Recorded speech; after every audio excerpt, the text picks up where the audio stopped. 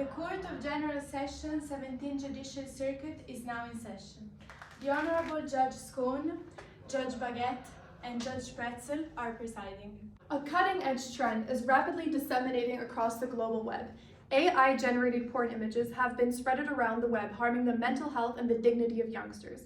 Consider this. Damn, bro, nice walk. Is it new? Yes. Oh my god, look what I have on this whore. She's naked. Damn, bro. Lord. Damn, look at that thing. Honorable judges, what are your opinions on this new issue under the torts perspective?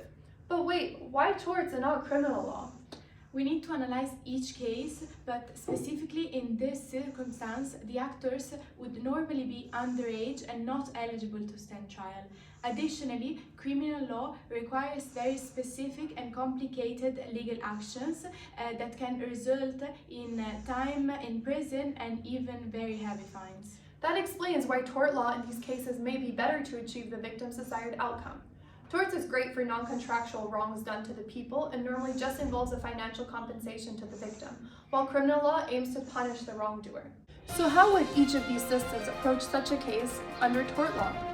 For this sort of case, the German system establishes prima facie strict liability, as this is clearly defamation, causes severe emotional distress to the victim, and even damages the victim's reputation. To fulfill the requirements for non-pecuniary damages, we look at medical reports, psychological evaluations, even a victim impact statement, but also the victim's fundamental rights that have been infringed. To determine the defendant's fault, we look at the intentionality, but also the foreseeability of the harm. Oui, my French system would rely over fault liability, determining negligence through an objective test. The law would recognize non-pecuniary damages in the case of personal injury, death, and harm to feeling, emphasizing personal dignity and personal rights. The law will try to stress the personal rights, and by doing so would recognize the defendant's knowledge of the non-consensual nature of the deepfake and the plaintiff's reasonable belief of his privacy. In addition, would stress the importance of the harm to feelings in this type of cases. Monsieur, in the UK, fault liability is based on the breach of duty, comparing a defendant's care to an underage reasonable person. We used evidence like medical reports and expert opinions to determine the reputational harm. We applied a but-for test to see if harm would occur without the defendant creating or sharing the deepfaked AI porn. Damages cover pain and suffering, indicating emotional and physical harm. Now that we've heard the current situation in the jurisdictions, it is evident that each of these systems' approach to defamation caused by AI is very outdated and makes the process of actually receiving justice unnecessarily more difficult and stressful. We are now going to talk to Caterina Melani, a spokesperson for the NGO ERDN, short for the European AI Defamation Reform Network, that seeks for the EU to implement regulatory framework that unifies AI regulation across the Union and makes it easier for victims to reach justice and receive damages through tort law. Caterina, why is your cause so important? What are you actually wanting the EU to implement? EARDN is a network for women all over the European Union who have been victims of AI defamation and especially porn generated by AI. This is happening all over the European Union and even across borders. However, it is very clear that the EU is still vastly behind on regulations concerning AI themes. That's why we're proposing a new EU regulation that will aim to make the process of rectification for victims smoother, and it will help them achieve justice in an easier way. First of all, the regulation will establish prima facie liability for all cases concerning porn generated by AI, in the sense that this is a defamation that causes both a mental and emotional distress, together with an injury to the reputation of the victim. Therefore, we will need to use this also in order to make the requirement for causation easier.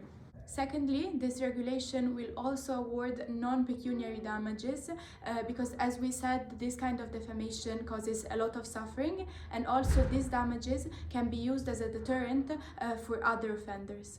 Lastly, we aim with this regulation to create a system that is more generalized and can be used at the European level in order to make these claims and this compensation for victims easier to achieve.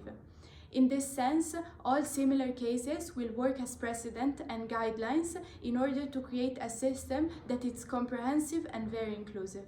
Given that the UK is still a member of the European Court of Justice, it is really important that this Europe-wide database is not only applicable to EU member states, but to all European countries. Honorable judges, given how each of your systems approach this phenomenon, would you believe that the proposal and the solution that Catalina proposed could be implemented at the European level?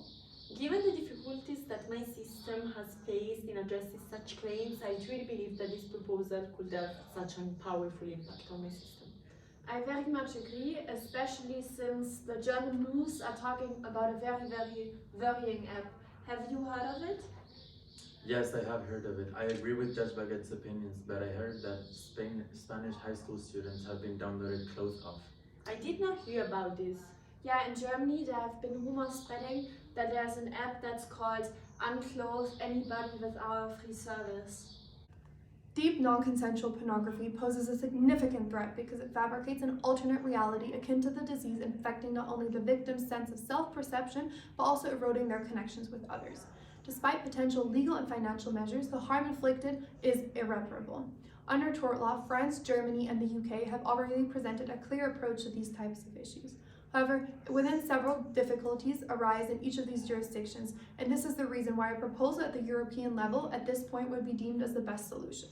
By allowing more accessibility for underage victims to civil court proceedings and guaranteeing repayment of the damages occurred, the system would be closer to all AI-generated porn victims and would develop stronger connections for these within our societies. Thank you, judges, for your service today. Court is adjourned.